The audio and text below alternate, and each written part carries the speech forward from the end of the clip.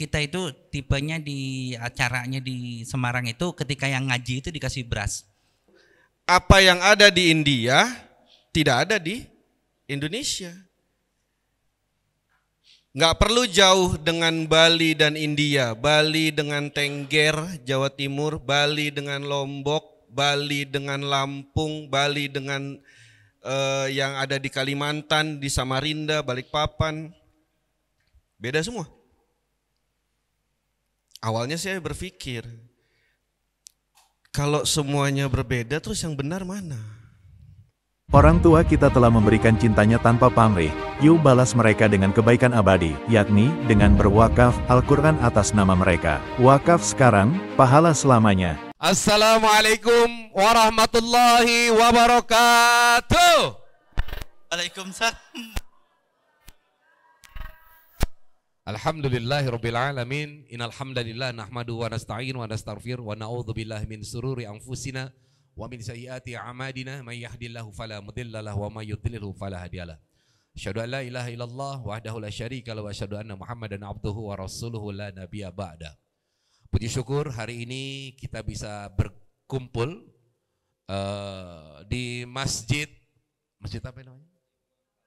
Al-Mahdi di Bogor ya Bu ya. Alhamdulillah bertemu dengan ibu-ibu yang cantik-cantik ini dan juga bapak-bapak yang ganteng-ganteng. Salawat serta salam kita sampaikan kepada manusia paripurna yang menjadi contoh teladan buat kita semua. Beliau adalah baginda Nabi besar Muhammad sallallahu alaihi wasallam. Mudah-mudahan ibu-ibu sehat semua Bu. Hatinya tenang. Ya, nggak ada kegelisahan. Hah?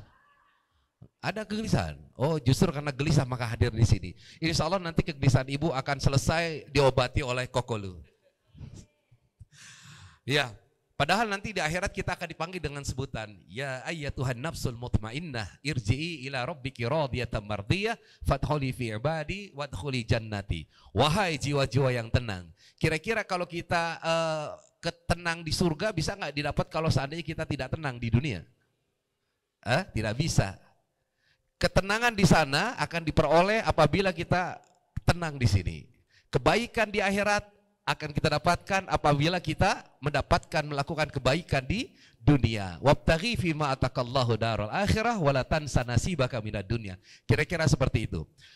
Nah, tadi saya di awal ngasih salam itu dengan gaya yang yang lemah gitu, kokolu. Jadi kalau saya bilang gini, Assalamualaikum warahmatullahi wabarakatuh, jawabnya. Coba kalau saya ngomong, Assalamualaikum warahmatullahi wabarakatuh. Itu dia, ini namanya hukum aksi dan reaksi. Kalau kita lemes Bu, orang lain akan lemes. Makanya itu sangat berpengaruh. Di antara kita ada yang nguap satu aja, yang lain ikut nguap pasti. Jadi yang namanya ngantuk itu menular. Sebagaimana tertawa juga menular. Ya. Nah, kebaikan juga menular Bu. Kalau kita melakukan kebaikan, insya Allah yang lain akan ikut baik. Baik, saya akan buka sedikit cerita. Saya dulu punya sahabat. Waktu itu tadi Ustadz Budi Maulana sudah menyampaikan ya selaku MUI, mewakili MUI Kecamatan Bogor ya. Alhamdulillah saya di MUI Pusat, Kiai, dan juga tadi dari Arematia. Assalamualaikum Bang Egy sudah datang ini. Sabar ya Bang ya, Bang Prof. Ya. Nah, di Senada saya dulu punya teman namanya Erwin Yahya. Dia juga orang Chinese Bu. Dia masuk Islam itu waktu dia masih kecil. Ya, dan masuknya luar biasa. Pada waktu kecil dia bermain dengan teman yang Muslim. Kemudian kebetulan dia waktu dulu lagi pulang dari gereja gitu. Ditanya sama temennya, dari mana lo? Biasa setiap minggu nih dari gereja. Gak enak agama lu, enakan agama gua. Tiba-tiba ngomong gitu. Si Erwin bingung nih orang, nih anak kok bangga banget ya dengan agamanya. Mana enak agama lu? Emang kenapa? Lu ketemu Tuhan lu seminggu sekali, gua setiap hari 5 kali katanya. Gitu. Lebih sayang mana? Kan lebih sayang Tuhan gua. Karena sering ketemu pasti lebih sayang. Lu seminggu sekali, itu pun kalau nggak hujan katanya begitu. Bahasa anak-anak bukan bahasa saya ya. Dia ngomong, saya hanya menyampaikan. Dan ternyata hidayah itu masuk, Bu. Dia berpikir padahal masih kelas 3 SD kok. Akhirnya dia bilang, kalau gitu saya pengen masuk Islam aja deh. Dia lihat ini ternyata ibunya itu muslim. Nah ini penting nih. Nikah sama bapaknya yang non muslim, yang gak jelas agamanya. Chinese kan? Waktu itu. Jangan ketawa dulu. Anda diam dulu. Nah akhirnya begitu ujian kelas 3 Bu, ditanya agamanya apa? Dia dibagiin soal, ngaku agama Islam, dikasihlah soal agama Islam. Dia kerjain 10 menit, 15 menit, setengah jam, nggak bisa-bisa, keluar keringat dingin. Akhirnya gurunya bingung kan, disamperin. Kamu kenapa? Nggak bisa ngerjain Pak. Loh kenapa nggak ngerjain? Nggak belajar? Belajar Pak. Belajarnya beda soalnya kan. Tapi kenapa kamu nggak bisa? Saya sebenarnya bukan Islam Pak. Lah kamu kenapa tadi ngomong Islam? Saya pengen Islam Pak. Waduh akhirnya orang tua aja dipanggil ibunya. Nah setelah ibunya datang, ibunya ditanya, gimana nih anak? Diserahkan ke anaknya. Nah akhirnya dia SD itu, dia masuk Islam. Masuk Islamnya masih kecil. Nah artinya apa? Hidayah yang datang dari Allah tuh gak peduli Bu. Mau orang tua, mau anak kecil. Dan caranya macam-macam. Ini dengan cara yang simple. Itu kan cara berpikir anak yang sederhana ya. Nah sekarang kita pengen tahu bagaimana sahabat-sahabat kita ini. Masuk Islamnya karena apa? Kokolu ini tidak bisa saya bilang mu'alaf Bu, karena dulu agamanya nggak jelas beliau ini. Jadi sebenarnya beliau lagi punya target, ya sedang ingin mengislamkan Jet Li ya. Beliau ini keturunan Tionghoa Bu. Saya senang. Tadinya kalau ini di lapangan saya pengen dia untuk mempraktekkan jurus-jurus kungfu sebenarnya. Karena sesuai dengan penampilan beliau. Nah jadi beliau ini mungkin tidak bisa dikategorikan mu'alaf, tapi mukallaf. Mukallaf itu orang dewasa yang akhirnya diwajibkan karena sudah kedewasa gitu ya. Diwajibkan untuk menjalankan kewajiban agama. Gitu kok ya. Udah gitu aja deh kok. Nah yang kedua Ustadz Dewa. Ustadz Dewa ini di Bali Bu. Di Bali kan kita tahu ya Bu ya. Di Bali itu banyak pantai dan segala macam. Banyak bule-bule. Kadang-kadang bule-bule itu berpakaiannya kurang sopan. Gara-gara itu dia masuk Islam. Muncul kesadaran keislaman ya Masya Allah. Baik, saya kira langsung saja kita akan mendengarkan. Pertama dari Koko dulu kok ya. Kok, mic-nya bisa dipegang kok? Nggak bunyi. Cek. Ya. Baik, saya kira di Koko Lu akan menyampaikan bagaimana prosesnya beliau dan dakwah di kalangan orang-orang Tionghoa. Karena kalau tidak salah kok, orang Tionghoa tuh melihat umat Islam itu kayaknya agak terbelakang begitu ya. Iya. Betul nggak sih? Negatif. Hah? Negatif. Negatif. Ya. Negatifnya apa? Orang Cina, orang Tionghoa memandang orang Islam tuh kayak apa sebenarnya? Kayaknya harus tanya Bang Egi ini. Loh Kalau enggak kan misal- kamu yang Iya, yang serius. Chinese kan Tionghoa, Enggak. kamu masih Bang Jadi, Egi yang ditanya. Kalau mandangnya gini, Bang Egi. Udah berapa tahun nggak ketemu. Jadi orang Chinese itu mandangnya kalau yang di penjara di apa itu pasti orang Islam. Oh. Gitu. Jadi coba kita lihat sekarang kan sempat diprotes sekarang ya. Jadi kalau misalnya sidang itu nggak boleh langsung pakai peci, pakai jilbab gitu. Sebab kenapa? Yang tadinya bajunya apa namanya ngetren kayak preman, terus rambutnya kayak tukang cat ketumpahan, tahu-tahu begitu di sidang kena kasus korupsi segala macam. Koko, coba tahu-tahu pakai suaranya agak lebih vokalnya lebih keras. Iya, sedikit. iya. Jadi orang Cina itu lebih memandang orang Islam itu minus.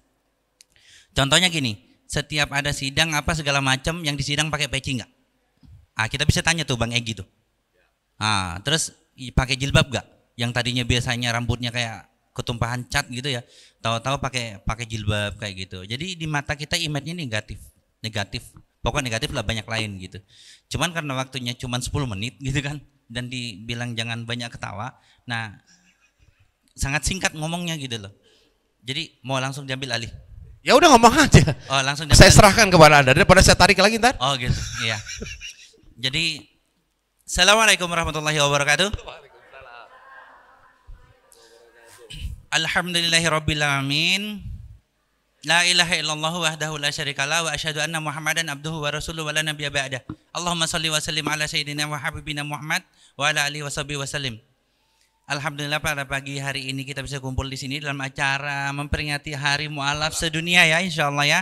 Ya, terima kasih kepada seluruh jajaran takmir di sini, juga kepada MUI, alhamdulillah juga Bang Egi, ustaz-ustaz yang lain dan Habib, dan nanti insyaallah katanya ada Pak Jerry, Ustadz Jerry ya, insyaallah ya, yang mantan personil apa sih angkatan?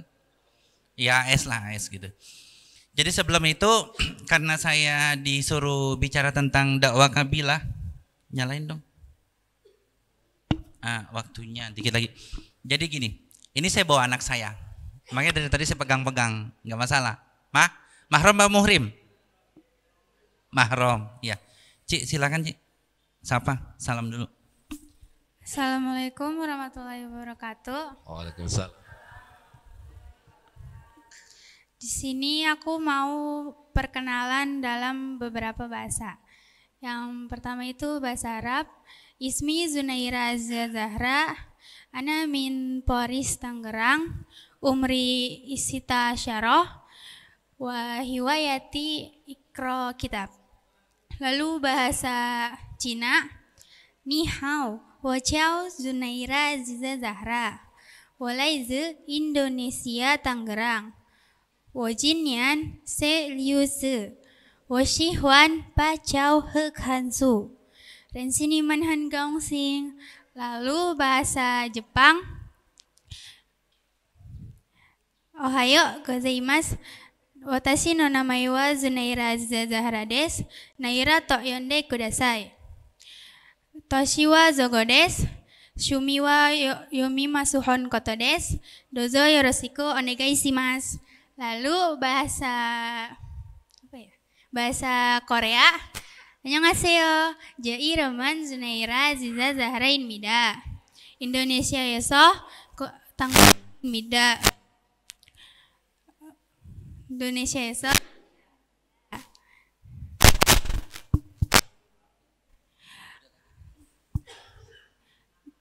Manaso banggap semida, domate manai. Lalu terakhir itu bahasa Indonesia.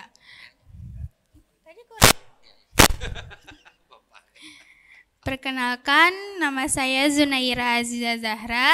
Biasa dipanggil Naira, Zahra, atau biasanya paling sering dipanggil Cici. Saya dari Poris, Tangerang. Umur saya 16 tahun. Hobi saya ngambil foto sama baca buku. Sekian dari saya. Kalau ada salah kata atau salah ucapan mohon dimaklumin karena masih belajar juga. Wassalamualaikum warahmatullahi wabarakatuh. Waalaikumsalam warahmatullahi wabarakatuh. Shootnya dilihat ya. Hayya wujud tawa. Cita sama. Wujud tawa. Muslim watashi wa. Halo? Mic-nya hilang-hilangan.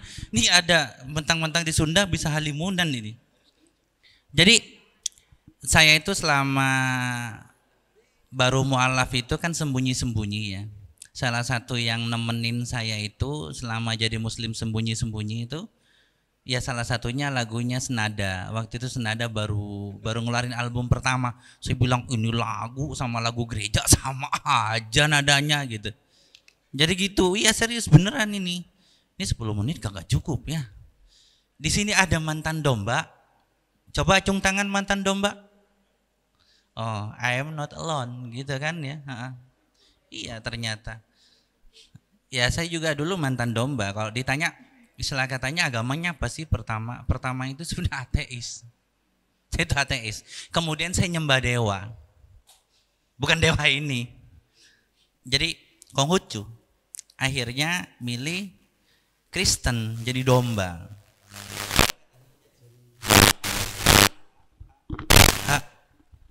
Halo. Jadi biar kelihatan mic-nya gak rusak. Jadi kemudian saya karena jadi domba yang tersesat katanya akhirnya jadi domba Yesus gitu kan ya. Terus akhirnya melalui perbandingan agama alhamdulillah saya itu jadi muslim gitu. Nah Setelah jadi muslim tuh saya herannya belakangan ini kok jadi onta Arab ya. Bingung saya. Onta Arab katanya. Sama kadrun katanya. Masya Allah gitu. Iya ya. Umat Islam sekarang sering dibilang onta Arab sama kadrun ya. Jadi nyesel enggak nih domba-domba jadi onta Arab? Enggak. Oh bagus enggak. Takbir. Allahu Akbar. Bakar beli. Allahu Akbar. Bakar beli. Allahu Akbar. Suruh bakar beli bawa korek enggak? Jadi gini. Ada satu yang saya pikirkan ketika saya jadi muslim gitu ya. Kalau saya ngandelin amalan saya sendiri nih, saya nggak bakalan dapat masuk surga dengan mulus kayaknya. Kalau masuk surga mungkin, tapi gesang dulu kayaknya sih. Diingetin beli. Jadi gesang dulu kayaknya gitu. Nah, supaya saya bisa nggak gesang itu, saya harus punya amal jama'i. Dan saya juga punya MLM, pahala. Karena kenapa? Dulu saya itu diajak di UFO itu loh. MLM paling tua hitungannya kan UFO ya. Bukan UFO ding, MW my way gitu kan ya. Jadi dulu diajak kayak gitu. Nah saya pikir ini enak nih kok terapin dalam pahala gitu kan ya. Akhirnya ya saya dirikan Tionghoa Muslim Indonesia pertama. Kemudian kami jadikan yayasan jadi Tionghoa Muslim Inspiration. Kenapa jadi inspiration? Karena kita mau go internasional, nggak cuma di Indonesia. Kenapa? Dakwah ini rahmatan lil alamin. Saya nggak dikasih kode, saya nggak berhenti. Dikasih kode. Jadi ceritanya kita nih bertiga 3 jam bisa ngomong nggak berhenti. Waktunya nggak sampai sejam. Waktunya tinggal 5 menit lagi. Iya, nggak apa-apa. Jadi begitu perkenalan dari saya dan sudah. Belum, tadi belum. kan baru Ya. cerita tentang amal jama'i itu belum selesai kok. Iya, akhirnya saya mendirikan Tionghoa Muslim Indonesia dan sekarang di Semarang kita sudah buka 2 kelas dan alhamdulillah satu kelas kemarin per bulan itu 8 sampai 10 juta per bulan. Kayak gitu. Jadi kita itu tipenya di acaranya di Semarang itu ketika yang ngaji itu dikasih beras, kasih minyak, kasih sembako, dikasih jajan. Nah, gimana nih Bu ya? Ngaji kayak gitu ya. Karena memang cara-cara orang Kristen di sana juga sama seperti itu. Jadi kalau nggak ngikutin, kita sepi nanti jamaahnya gitu. Dan alhamdulillah sudah berjalan berapa tahun dan sekarang ada 2 angkatan, berarti sudah bukan 8-10 juta lagi kayak gitu per bulan. Terus ini saya ketua umumnya pendapatan berapa? Saya serabutan Bu. Kerjaannya ini masih hitam noh, habis bongkar-bongkar nih, banyak oli noh. Jadi saya itu sehari-hari itu teknisi komputer, tukang latih kuda, tukang latih memanah, apalagi ya. Kadang kalau minggu suka ngandong gitu. Saya nggak malu dibilang ngandong. Orang ngandong itu juga perlu ini skill khusus kok. Bang Agus saya ajak ngandong nggak bakal berani. Paling nabrak-nabrak ya. Kayak gitu. Ya, paling juga ini. Tangkap. Ya jadi gitu. Jadi ceritanya gitu. Nah terus ada sebuah kisah tentang 60 sahabat Nabi. Yaitu Abu Dzar Al-Ghifari. Nah ini unik nih. Abu Dzar Al-Ghifari ini unik. Abu Dzar Al-Ghifari itu menyatakan keislamannya di kota Mekah. Jadi naik ke tanah yang tinggi, dia kumpulin, wahai Quraisy, saksikan, saya ini muslim. Asyhadu an la ilaha illallah wa asyhadu anna Muhammadar Rasulullah. Digebukin. Abu Dzar Al-Ghifari digebukin. Waalaikumsalam.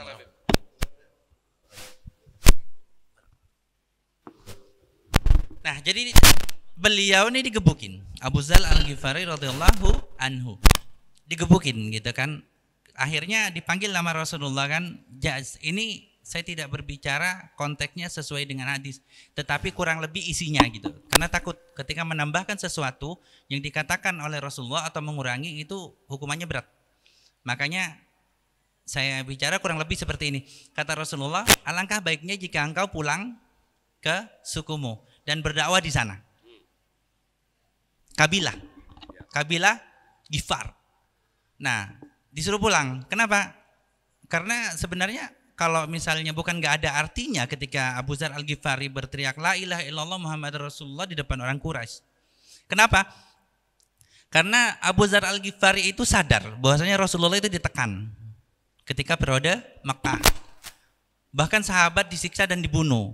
Maka Abu Dzar Al-Ghifari karena berasal dari suku Ghifar ini suku perampok. Jadi orang-orang Mekah itu ketika gebukin Abu Dzar Al-Ghifari ini nggak berani dibunuh. Kenapa nggak berani dibunuh? Kalau dibunuh nanti begitu lewat depan suku di areanya sukunya Al-Ghifar, mereka akan dibantai. Makanya nggak dibunuh. Makanya Abu Dzar Al-Ghifari dengan lantang menyatakan keislamannya. Bukan tanpa maksud, tapi maksud ini supaya penekanan terhadap Rasulullah itu agak berkurang. Artinya apa? Ini ada suku yang ditakutin oleh para pedagang Quraisy gitu loh. Kan ada kan ya, li ila fi Quraisy ila rihlatas sita'i was soif, salah satunya melewati areanya Abu Dzar Al-Ghifari, suku Al-Ghifar. Nah, supaya penekanan, halo, mati, connect, jangan digoyang-goyang. 1 menit lagi deh. Kalau kurang 2 menit lagi. Jadi ya gini, repot, orang suruh bicara 10 menit repot nih. Masalahnya dakwah kabilah ini sensitif. Nah, akhirnya ikutan aja. Kaget saya. Jadi dipotong dia tuh. Jadi jangan banyak ketawa katanya. Tadi saya sebelum naik udah dipesenin jangan banyak ketawa. Soalnya kenapa? Kalau kita bertiga ini ceritanya pasti ketawa. Sama ceritanya kayak Aquaman ketemu sama siapa? Bukan. Yang pemerannya Kapten Amerika sama itu pasti kalau ketemu ketawa mulu. Jadi kalau syuting mereka ketawa dulu. Nah, kita juga sama, sebelum syuting tadi udah ketawa. Kayak gitu. Balik lagi ke dakwah kabilah. Nah, ceritanya ketika Rasulullah sudah ada di Madinah, ini lagi kondisi lemah lah, belum kuat banget. Abu Dzar Al-Ghifari ini datang bersama suku Ghifar dan suku Aslam. Kalau suku Ghifar itu udah suku perampok, suku Aslam ini lebih parah lagi. Maka ketika datang, umat Islam di Madinah ini takut. Disangkanya mau diserang, kondisi lemah. Nah, ketika datang ternyata Abu Dzar Al-Ghifari. Nah, orang-orang Muslim yang ada di Madinah senang. Kenapa? Karena yang datang ternyata bukan Muslim, bukan musuh, tetapi Abu Dzar Al-Ghifari. Terlalu cepat keselio. Terus, nah, apa tujuannya? Tadi seperti yang tanya sama Ustadz Agus Idwar. Dalam pandangan orang Chinese, ya, Islam itu negatif. Dan memang kemarin sempat saya baca, sekarang itu diprotes ketika sidang, entah sidang korupsi atau kriminal, mereka pakai peci atau jilbab itu diprotes. Kenapa? Image-nya kok Islam jelek kayak gitu. Dan itu memang dulu melekat banget di kami. Kalau ditelusuri image seperti itu, image itu gambaran. Gambaran jeleknya umat Islam itu kalau ditelusuri itu berawal dari zaman penjajahan VOC. VOC apa Belanda? VOC dengan apa sistemnya? Adu domba. Kayak gitu kan. Berarti kita sudah nggak bisa diadu lagi karena kita bukan domba, tapi onta Arab katanya. Iya, jadi gitu. Iya, jadi seperti. Nah, ngomong apa bingung ya. Ya intinya gitulah. Intinya orang Cina itu lebih seneng diajarin sama sesama Cina. Dia lebih nerima dan lebih lebih welcome lah kayak gitu ya. Makanya seperti itu. Makanya ketika Kiai Haji Agus Salim itu dulu ceramah, pidato, dia diledek gitu. Mbak, katanya karena berjenggot kan. Kemudian Kiai Haji Agus Salim bilang begini. Para hadirin, Allah itu memberikan saya kemampuan berbahasa itu banyak, termasuk bahasa binatang. Tapi pada kesempatan ini, saya akan menyampaikan pidato saya melalui bahasa manusia. Untuk para kambing, harap sabar. Setelah ini saya jelaskan dengan bahasa kambing. Nah, ini satu cara merendahkan orang yang merendahkan Kiai Haji Agus Salim yang dibilang mbek, kayak gitulah. Tapi juga ini merupakan satu kiasan bahwasannya ketika kita mau menyampaikan sesuatu maka sampaikanlah menurut adat dan kebiasaan yang ada. Seperti itu kurang lebih. Ya kurang lebih seperti itu karena waktunya terbatas. Sekarang saya kembalikan di situ. Oh iya. Terima kasih atas perhatiannya. Saya pulang enggak? Enggak. Baik, terima kasih Kokolu. Apa yang beliau sampaikan ini kita ambil benang merahnya Bu ya, bahwa berdakwah itu efektivitasnya adalah kan kalau dalam unsur dakwah itu ada 6 ya, ada dai, ada mad'u. Nah, bagaimana kemudian untuk menghadapi mad'unya? Mad'unya ini tergantung mad'unya siapa. Kalau mad'unya tadi bicara orang Chinese, maka dai-nya pun lebih efektif kalau orang Chinese. Nah sebenarnya ini juga sejalan dengan apa yang disampaikan oleh Islam. Ya Yuhannas inna khalaqnakum min dzakarin wa unsa wa ja'alnakum su'uba wa qabaila lita'arafu. Jadi Allah tuh menciptakan kita itu bersuku-suku. Nah, ketika orang dalam satu suku, maka akan gampang untuk masuk ya ke dalam budayanya. Kenapa kemudian Snok Horgoronya berhasil menaklukkan Islam? Salah satunya apa? Dia belajar budaya. Makanya pelajaran antropologi itu gak sembarangan, Bu. Ya, penting. Untuk menaklukkan suatu bangsa, kita harus masuk dan paham dulu apa yang ada di sana. Dan kita berharap Kokolu nanti puncaknya beliau ya adalah mengislamkan siapa? Jet Li atau Jackie Chan gitu. Ya karena itu adalah bangsanya beliau. Baik, alhamdulillah. Silakan diminum Kokolu. Kita juga sudah hadir Habib Muhsin Alatas. Assalamualaikum Habib. Alhamdulillah Habib sudah hadir di sini. Sekarang saya ingin ke Ustadz Dewa dulu Habib ya. Jadi nanti Habib akan mengulas nih dari dua tokoh kita ini. Ini adalah tokoh agama, dia tokoh baju karena jualan. Memang kalau orang Chinese itu senangnya jualan, begitu ngomong udah MLM bahasanya. Ya kan?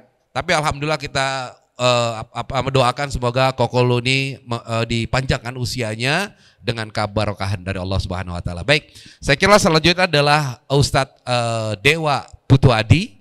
Ya, beliau akan sedikit menjelaskan tentang latar belakang bagaimana beliau itu mendapatkan hidayah dan juga karakter berdakwah di komunitas saudara-saudara kita yang beragama Hindu.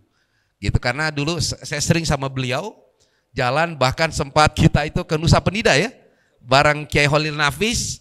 Bayangin Nusa Penida dari Bali itu naik perahu, ya kita disewakan perahu, kita tidak sadar begitu di tengah baru kita tersadar bahwa perahu itu tidak punya pelampungnya, tapi udah tanggung di tengah Bib. Jadi kita hanya bisa berdoa aja waktu itu, dan alhamdulillah beliau juga disupport. Dan saya ingat kata-kata Kiai Holil Nafis yang disampaikan ke Ustadz Dewa, Ustadz ketika bicara Islam di depan komunitas ataupun di komunitas non-Islam, artinya di sana Islam minoritas gitu, sampaikanlah kebaikan-kebaikan Islam, jangan mengcompare dengan agama yang sebelumnya gitu Ustaz ya. Nah ini kita tantangan seperti ini kemudian bagaimana beliau mengimplementasikan. Di satu sisi dalam kondisi ataupun berdakwah, nasihatnya adalah ya tidak bisa mengcompare secara langsung, apalagi kalau dakwahnya banyak begini ya, mungkin kalau one-on-one interview, artinya kalau satu-satu bisa, itu kan namanya diskusi. Tapi terkadang kalau bicara di sini mic di atas, ya beliau kemudian bicara misalkan agama yang dulu begini, wah selesai itu bisa langsung rame urusannya gitu Bib. Nah ini strategi dakwah gitu, dakwah kan perlu strategi. Nah bagaimana kemudian beliau menerapkan strategi dakwah dalam kehidupan beliau, inilah yang akan kita dengarkan. Nah silakan Ustaz Dewa. Shallu ala Muhammad. Izin Bib. Assalamualaikum warahmatullahi wabarakatuh. Innal hamdalillah nahmaduhu wa nasta'inu wa nastaghfiruhu wa na'udzu billahi min shururi anfusina wa min sayyiati a'malina. May yahdihillahu fala mudilla lahu wa may yudlil fala hadiyalah. Asyhadu an la ilaha illallah wahdahu la syarikalah wa asyhadu anna Muhammadan abduhu wa rasuluh sallallahu alaihi wa ala alihi wa ashabihi wasallam. Sehat semua? Kantong sehat? Alhamdulillah, selalu bersyukur Bib, Masya Allah. Ya jadi memang tipikal Hindu yang ada di Bali, terutama karena saya orang Bali, sejujurnya itu mereka itu lebih mengedepankan adat istiadat dibandingkan agama Hindunya. Saya kasih contoh. Teman-teman sekalian, coba sebutkan hari raya agama Hindu yang ditahu. Nyepi, apalagi? Galungan, Kuningan, Waisak Buddha. Banyak sekali. Sintelandep, Ukir, Tauli, banyak sekali. Saraswati, itu juga banyak. Itu yang kita tahu, yang kita pelajari selama ini adalah hari raya agama Hindu. Tapi tidak ada satupun hari raya agama Hindu yang kita rayakan di Indonesia dirayakan di India. Nggak ada di India, Nyepi nggak ada. Galungan Kuningan di India nggak ada. Tahun Baru Saka juga nggak ada. Sebaliknya pun begitu. Apa yang ada di India tidak ada di Indonesia. Nggak perlu jauh dengan Bali dan India, Bali dengan Tengger, Jawa Timur, Bali dengan Lombok, Bali dengan Lampung, Bali dengan yang ada di Kalimantan, di Samarinda, Balikpapan. Beda semua. Awalnya saya berpikir, kalau semuanya berbeda terus yang benar mana? Cara ibadah pun berbeda. Kalau di Hindu Bali biasa dengan Trisandi nyebur buah suah tatsawitur warini ambargo diwasyo dioyonan prancodaya itu banyak. Dan itu Al-Fatihahnya yang selalu diucapkan 3 kali sehari, makanya disebut Trisandia. 3 kali peribadatan, jam 6 pagi, jam 12 siang, jam 6 sore. Di India ada? Nggak ada. Atau Hindu yang ada di wilayah lain ada?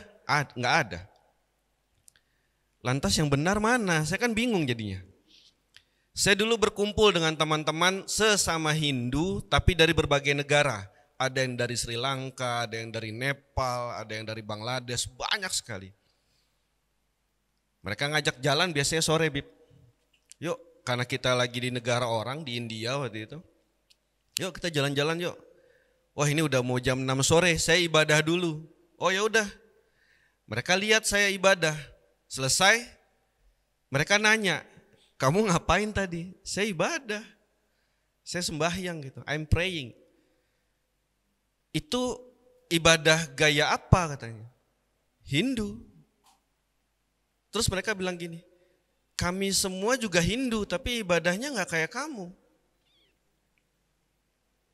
Kan bingung Bib jadinya begitu. Iya beda, ini juga sebagai informasi teman-teman semua, saya tinggal di Bekasi dan sebagai informasi di Bekasi itu sholat subuh 2 rakaat Bib. Iya, sholat zuhur 4 rakaat dan pakai bahasa Arab. Enggak ada yang beda, semuanya sama. Itulah kelebihannya Islam, saya melihat, wah Islam kok sama? Kok nggak ada yang berbeda? Pun kalau ada yang berbeda, itu hal-hal yang di luar pengetahuan kita, kayak misalnya organisasi atau misalnya manhaj. Tapi semuanya dibenarkan selama masih merujuk kepada Rasulullah Sallallahu Alaihi Wasallam. Sedangkan di agama saya dulu, saya tidak melihat ada persamaan. Dan kalau ditanya tadi bagaimana cara saya berdakwah kepada mereka yang Hindu, kadang lucu, gini Bang Agus. Setiap apa yang saya keluar video di YouTube, itu pasti ada channel Hindu yang langsung mengcounter saya. Itu banyak sekali. Jadi kalau YouTube saya, kalau ibu-ibu, bapak-bapak, teman-teman semua nonton YouTube saya, video-video YouTube saya, itu yang komen itu cuma 2 jenis, kasar dan kasar sekali. Cuman ngatain aja. Saya bilang ya nggak apa-apa sudah. Bahkan saya pernah pagi-pagi ditelepon seorang ibu-ibu marah-marah pakai bahasa Bali yang sangat kasar sekali. Saya dengar saja sampai saya bilang ini, pakai bahasa Bali juga. Sebentar bu. Ibu siapa? Saya bilang. Dia sebutin namanya. Saya ibu ini. Terus kenapa? Anak saya masuk Islam. Loh anaknya siapa? Disebutin namanya. Saya mikir itu siapa? Ya kan kalau orang Bali nama Made, Wayan, Ketut itu berabrak-abrak semua. Saya bilang bu coba kirim fotonya bu.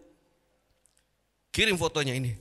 Tetap saya nggak kenal siapa. Saya bilang ini bu mohon maaf sekali saya nggak kenal anak ibu. Saya nggak pernah ketemu anak ibu. Dan saya nggak pernah ngobrol sama anak ibu. Tahu jawabannya apa? Saya nggak peduli. Pokoknya kalau ada orang Hindu Bali masuk Islam pasti gara-gara kamu. Luar biasa. Dimusuhin di Bali. Pernah di penjara juga 2 hari di Bali gara-gara ya qadarullah waktu itu biasanya di masjid itu kan speakernya keluar nih Bib. Saya udah bilang matiin, yang saya mau bahas Weda nih. Ternyata dia nggak matiin, keluar semua denger. Sedangkan itu lingkungan umat Hindu semua. Akhirnya pecalang datang, udah tangkap udah. Tapi saya bilang, yang saya perhatikan, saudara-saudara saya Hindu Bali lebih cenderung takut kepada leluhur. Bukan agama, bukan Tuhan. Karena sama, di Weda juga ada larangan mabuk, larangan untuk berbuat jahat, larangan untuk berbuat tidak adil kepada orang lain, itu ada. Tapi kenapa mereka berani lakukan? Ya udah nggak apa-apa. Tapi kalau yang melarang adalah leluhur, nah itu yang mereka ikuti langsung. Misalnya ada keluarganya bikin acara adat gitu ya, kemudian ada yang kesurupan, ngaku leluhurnya, saya leluhur kamu nggak boleh Selasa Pahing keluar siang-siang, itu diikutin, saking takutnya. Dan kalau ada yang meninggal di Bali, wallahi itu biayanya mahal sekali. Kalau tidak punya biaya, paling tidak itu acara ngaben itu paling murah ya, sekitar 80 sampai 100 juta. Kalau tidak punya uang, biasanya dikubur dulu. Sudah dikubur, kalau nanti kumpul duitnya sudah terkumpul, baru digali lagi, baru dibakar ulang. Saya tinggal bilang aja, oh kalau di Islam gampang. Meninggal, cuci, bungkus, kubur, selesai. Bahkan biayanya pun ditanggung atau dibantu sama masjid, sama DKM masjid, sama organisasi-organisasi Islam. Dari rumah sakit nggak ada ambulan, banyak organisasi Islam yang punya ambulan, dibawa gratis. Saya dakwah simpel aja. Karena apa? Saya mau menyentuh mereka. Tidak mungkin Tuhan menyulitkan manusia. Tidak mungkin. Sedangkan kita lebih cenderung tidak takut Tuhan. Dan alasan saya ikut berdakwah itu lebih cenderung kepada generasi muda umat Islam. Karena generasi umat Islam ini sudah dangkal akidahnya, sudah hilang sopan santunnya, adabnya, akhlaknya. Kalau kita dengar berita ada anak bunuh ibunya, ada. Hanya gara-gara tidak dikasih uang jajan 5.000 rupiah gitu. Dibunuh ibunya. Hilang semua. Kalau saya dulu di Bali sekolah, bayangkan ini bukan Islam. Bukan sekolah Islam. Di Bali pulang sekolah itu ada bel SD. Teng udah. Itu semua udah di atas sepeda masing-masing, tapi nggak ada yang pulang. Diem, nungguin siapa? Nungguin gurunya keluar. Gurunya udah jalan keluar, pulang, baru kita rame-rame keluar. Itu dulu. Ketemu orang tua, naik sepeda, turun. Sugro mbah, sugro tuh permisi gitu. Itu kayak begitu. Bahkan bukan Islam. Sekarang, ya Allahu Akbar, hilang semua. Saya sering bilang sama teman-teman Arematea, saya tuh kalau diundang seperti ini di majelis, di masjid, saya hanya terima paling 10%, paling banyak 20%. Nah, sebetulnya saya melihat nggak butuh. Ibu bapak teman-teman semua di sini nggak butuh dakwah sebetulnya. Karena apa? Sudah mau datang ke masjid, sudah mau sholat berjamaah, sudah mau ke majelis, itu sudah baik sekali. Tinggal guru-guru kita nih, para kiai, para habaib yang terus mengasah akidah, mengasah keilmuan Islam kita. Saya lebih senang ke mereka yang tidak kena dakwah. Saya ke pelosok, bayangin saya sama Bang Agus, kita di prank ya sama Arematea waktu itu ya. Ceramah, ayo ada safari dakwah ke Makassar, ingat gak? Oh, safari, oke, ke Makassar, bawa koper Bib. Setelannya setelan hotel. Sepatu, koper, jaket, oh setelan hotel pokoknya. Mau tahu Arimatea bawa kita kemana? Ke hutan. Tinggal di tenda. Dalam hati kita mikir, ini kita yang gak denger apa mereka? Sabotase. Kita tinggal di tenda, denger gak ada suara macan tuh malam-malam. Oh yang kayak gitu. Gak bisa, tadinya udah mau merem-merem gak bisa. Makanya saya bilang, oh ternyata asik ya. Berdakwah di tempat-tempat yang tidak terjangkau oleh dakwah. Saya pernah jalan di pedalaman hutan di Kalimantan, itu 9 jam di tengah hutan. Tiba-tiba kita menemukan helipad di tengah hutan. Dan ada pelangnya, Yayasan Obor Indonesia. Allah. Kita orang Islam bingung. Makanya kita nggak bisa menyalahkan umat Islam. Kalau dibilang, wah imannya umat Islam hanya sebatas atau senilai 1 dus Indomie. Ya Ustadz, Bisa maaf berubah. ini daripada nanti di stop sama Ustadz Iwan, Ya. ini nggak apa-apa ya. Kan tadi antum cerita ini tentang kekhasan, artinya bagaimana masyarakat Hindu itu sekarang masih banyak budaya-budaya yang sifatnya itu, agama itu banyak bercampur dengan budaya. Sebenarnya di Islam juga ada sinkretis lah. Kalau kita lihat kan masih ada tuh arung laut. Sebenarnya kan dalam agama Islam nggak ada itu sesembahan yang seperti itu. Nah, jadi mungkin ibu bagaimana strategi yang pas? Bagaimana strategi yang pas ya untuk berdakwah di komunitas agama Hindu yang masih sangat rentan, masih banyak menggunakan budaya tadi. Ya. Jadi sebetulnya saya terbiasa menyampaikan sesuatu atau melakukan sesuatu kemudian mengatasnamakan Islam. Itu. Saya selalu bicara seperti itu. Contoh, ada umat beragama Hindu, kemudian entah dia orang Bali atau bukan, yang jelas umat beragama Hindu. Kemudian dia melihat saya melakukan sebuah kebaikan.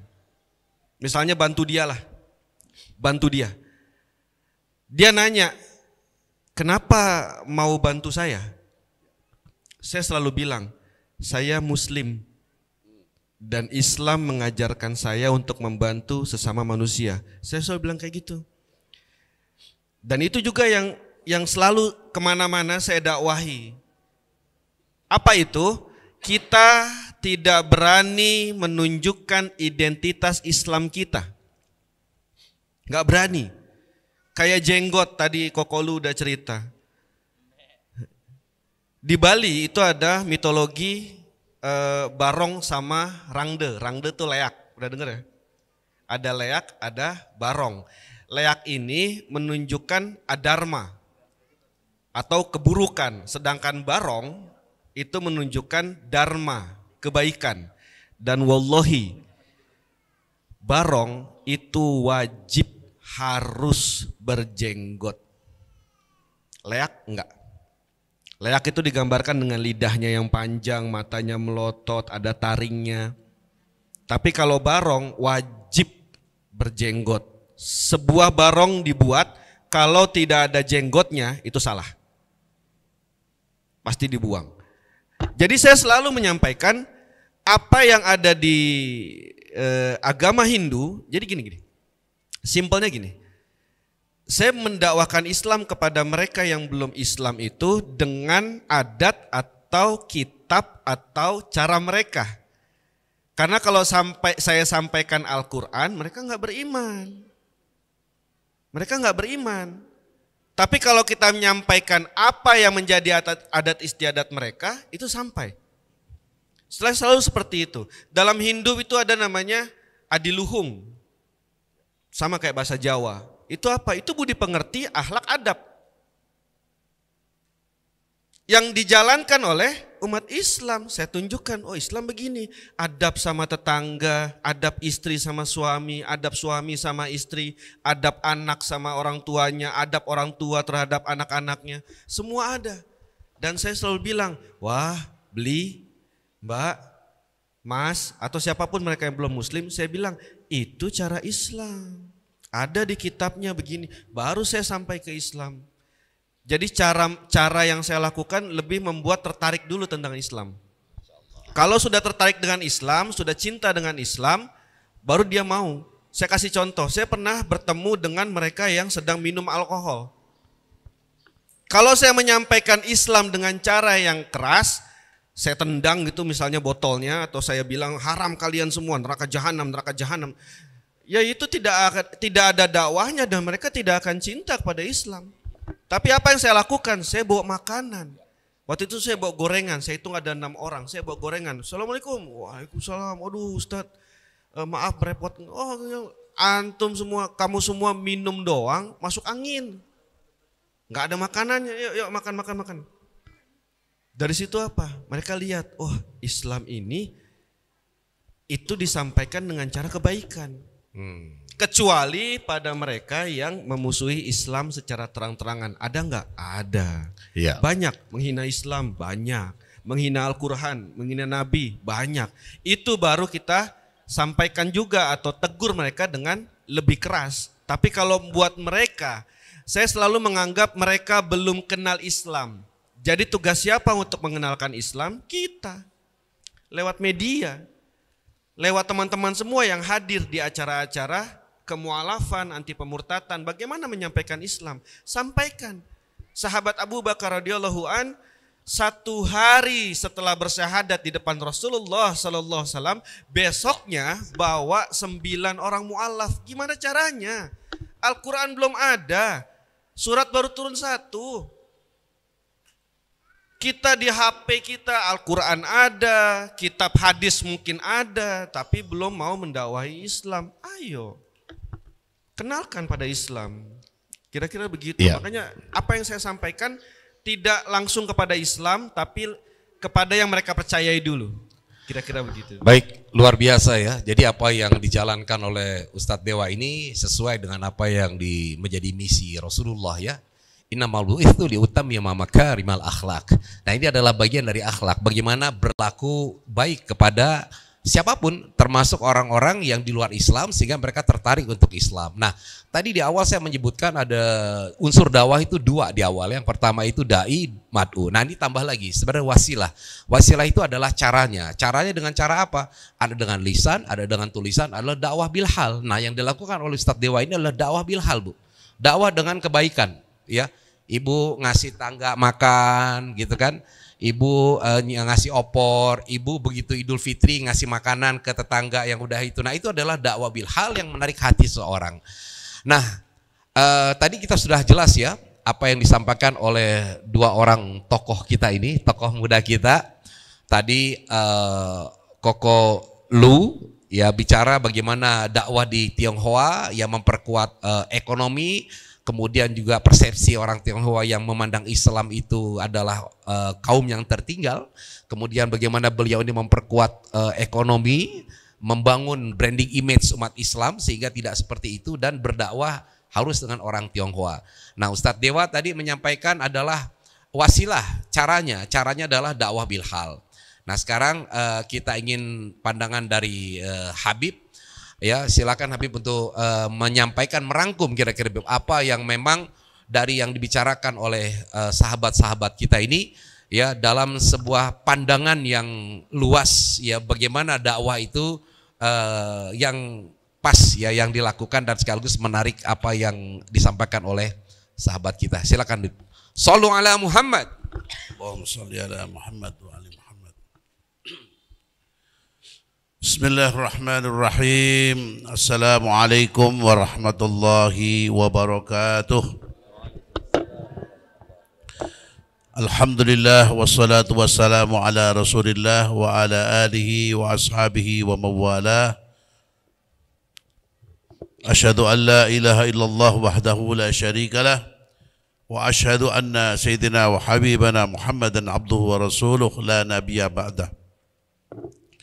Segenap para hadirin wal hadirat yang dimuliakan oleh Allah SWT, pertama kita panjatkan syukur pada pagi menjelang siang ini kita bersilaturahmi, duduk bersama saling tawasau bil haq wa tawasau bis sabr dalam rangka hari mu'alaf dunia. Masya Allah. Ini kalau dari temanya ini mestinya di hall gitu ya. Orangnya ribuan gitu baru ajib itu, ya kan?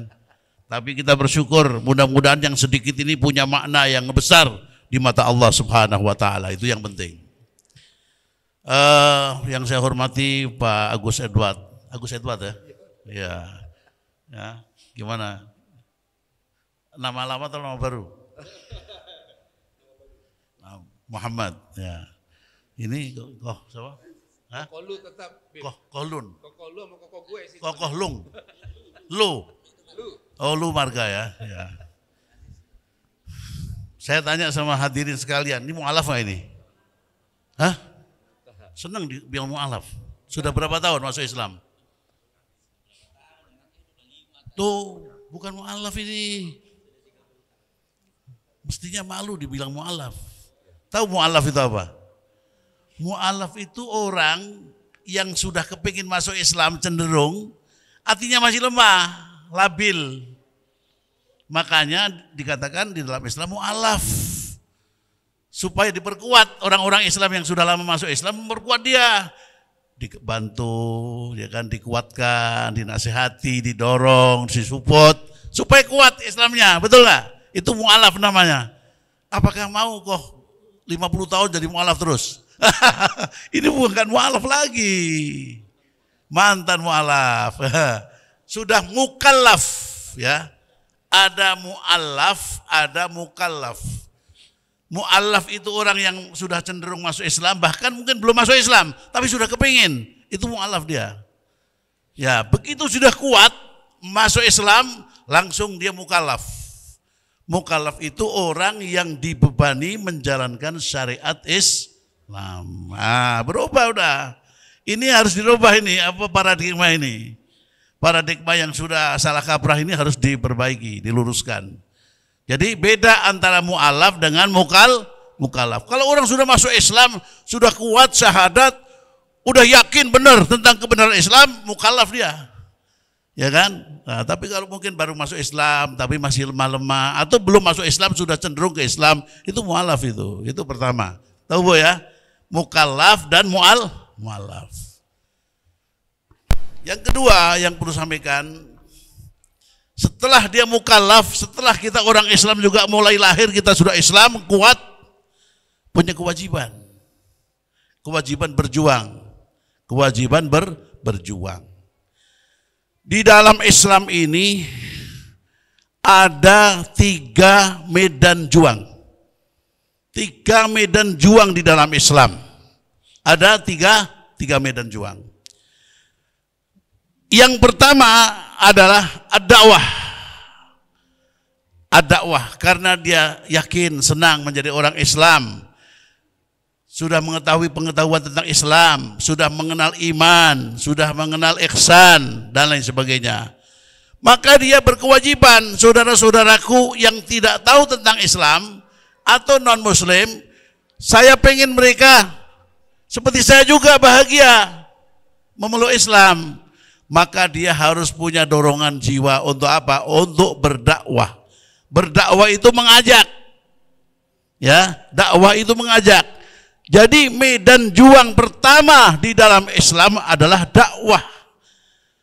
Karena dakwah mengajak dengan orang yang tidak kenal Islam, tidak tahu tentang Islam, maka caranya harus sesuai dengan apa yang digariskan oleh Al-Quran dan dicontohkan oleh baginda Rasulullah Sallallahu Alaihi Wasallam. Harus lemah lembut, harus menarik tutur katanya. Namanya dakwah, mengajak. Ya, namanya mengajak, harus katanya menarik kata-katanya, sikapnya menarik, ramah tamah. Supaya apa? Supaya masuk ke dalam relung hati manusia yang akan kita ajak itu dakwah, memperkenalkan Islam. Tapi kalau kita keras, bengis, ya lari orang. Makanya Rasulullah diingatkan, ada satu peringatan dari Allah dalam Al-Quran, "Lau kunta faddan ghalidhal qalbi lan faddu min haulik." Kalau kamu caranya adalah kasar, bengis, ya kejam, maka semua yang di sekitarmu yang kamu dakwai itu akan lari semua, akan menjauh. Jadi tidak sampai kepada tujuan. Maka ayat-ayat dakwah ataupun hadis-hadis dakwah itu harus dipakai di dalam metode dakwah. Ud'u ila sabili rabbika bil hikmah wal mau'izatil hasanah wajadilhum billati hiya ahsan, umpamanya. Serulah manusia untuk menuju Tuhanmu, jalan Tuhanmu yaitu Islam. Bil hikmah, dengan penuh kebijakan, kebijaksanaan, lemah lembut, sopan santun, kata-katanya menarik, ya kan? Penuh simpati. Wal mau'izatil hasanah, dan nasihat-nasihat yang baik, ya kan? Yang bisa diterima oleh akalnya, diterima oleh perasaannya.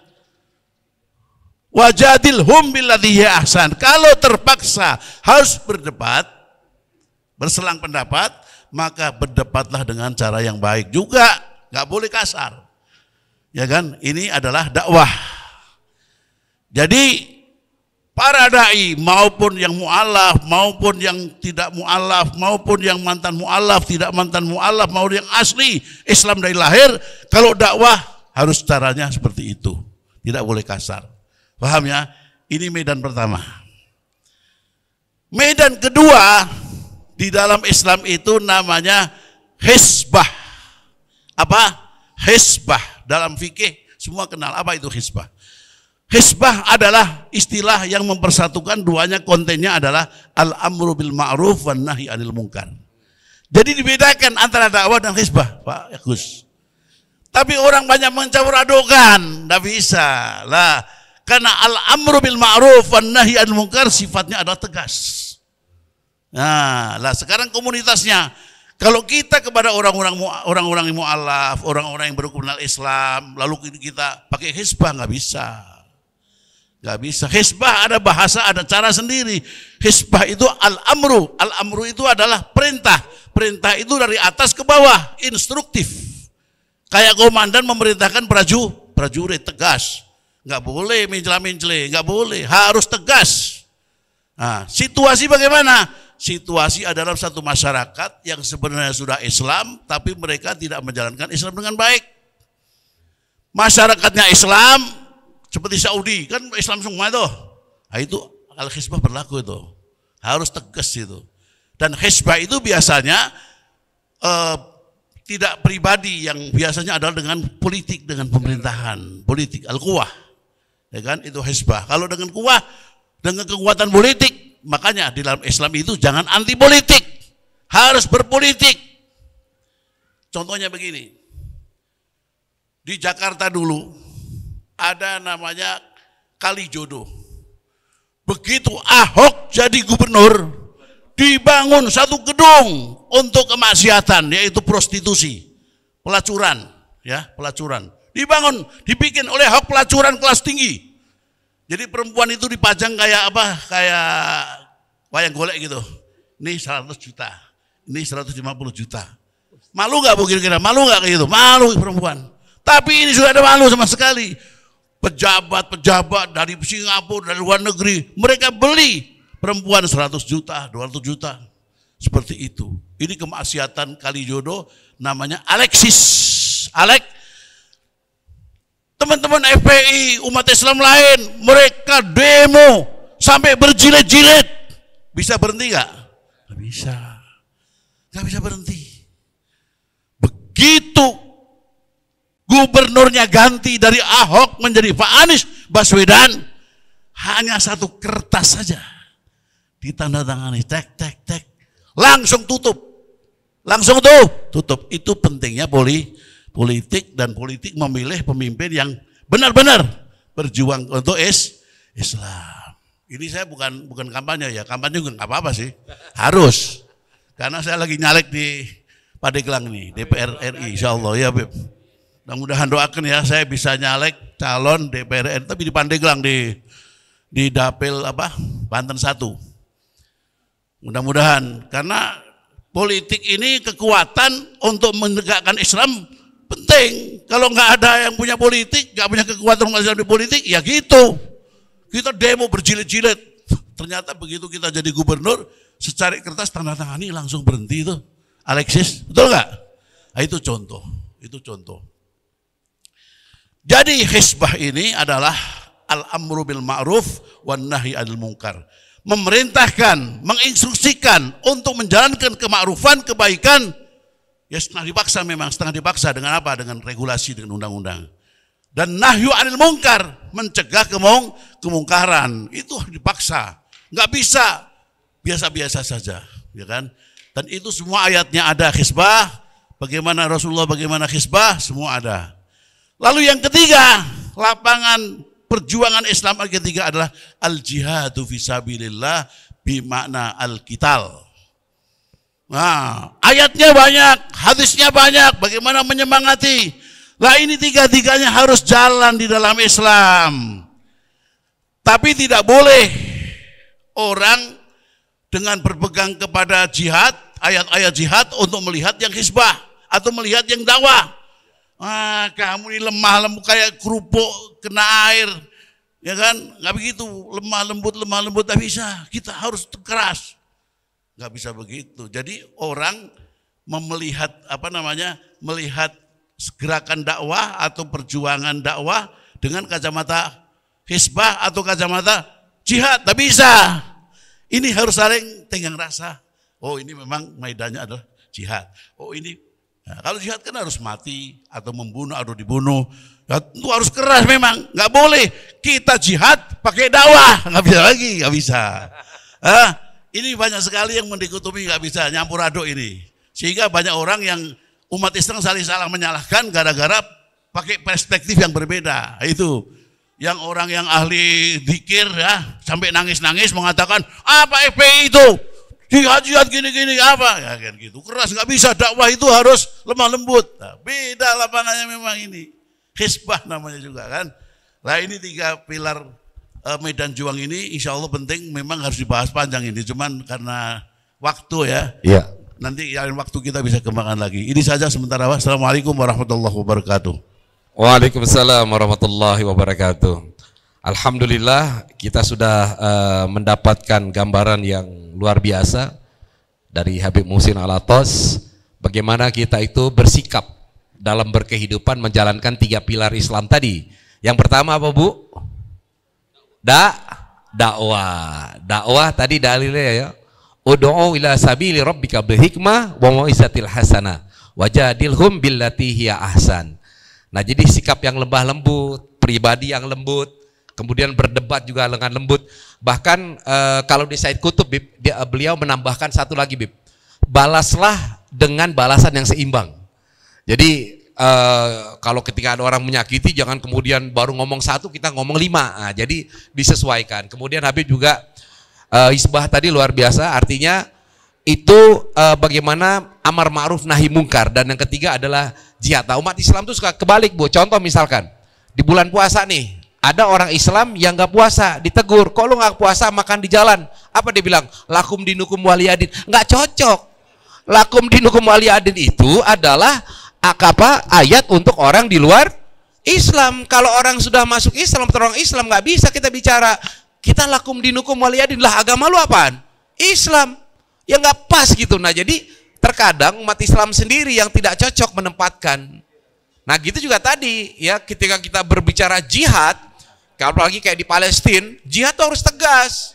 Nggak mentang-mentang kita lemah lembut. Dulu perang Rasulullah, apalagi kata Rasulullah banyak perang itu ketika bulan Ramadan. Ada yang bilang, kok bulan Ramadan perang bukannya harus menjaga nafsu gitu ya. Nah ini lain lagi perkaranya. Nggak mungkin ketemu musuh, Pak mohon maaf izin tak bunuh ya, tak bunuh tusuk ya gitu. Nggak mungkin kayak begitu. Boleh ya tak tusuk nih, celep gitu. Nggak bisa. Jadi dan setiap karakter kita beda. Kayak Ustadz Iwan ini, beliau ini karakternya tegas. Kalau Koko Lu ini dia orangnya lemah lembut dan penuh dengan keceriaan. Nah jadi tempatkanlah orang itu sesuai dengan kafaahnya gitu Bib ya. Beliau disuruh kayak Ustadz Iwan, Nggak bisa, kayak tadi Ustadz Wan bilang, kok lu jangan terlalu banyak ketawa ya, harus serius. Saya bilang, kalau antum ngomong begitu, sama juga saya menyuruh antum itu banyak ketawa, jangan banyak serius gitu loh. Jadi memang karakter manusia berbeda, tapi itulah yang luar biasa. Baik, alhamdulillah Bapak Ibu sekalian ya, dan juga pemirsa ini yang kita akan diliput, Bib. Artinya mungkin di sini tidak banyak ya, tapi insya Allah efek inilah, makanya peran media itu penting dalam dakwah. Ya, bagaimana dakwah ini bisa kemudian di-share, disebar. Di sini bolehlah hanya beberapa ribu yang ada di sini bersama malaikat yang ikut mengaji gitu kan. Lah kan kalau ngaji itu ada 40.000 malaikat yang turun. Betul nggak, Bib? Ya nggak? Dan juga para sahabat sekalian yang mengikuti via streaming ataupun nanti via YouTube yang di-share, terima kasih. Sampaikanlah kebaikan ini kepada siapapun. Assalamualaikum sahabat wakaf. Berwakaf di BWA mudah loh. Cukup menggunakan handphone sahabat saja. Caranya, buka browser di handphone sahabat, lalu klik www.bwa.id. Scroll ke bawah, pilih salah satu program yang ada di BWA, lalu klik dan pilih donasi. Mudah kan? Ingat wakaf, ingat BWA. Orang tua kita telah memberikan cintanya tanpa pamrih, yuk balas mereka dengan kebaikan abadi, yakni dengan berwakaf Al-Quran atas nama mereka. Wakaf sekarang, pahala selamanya.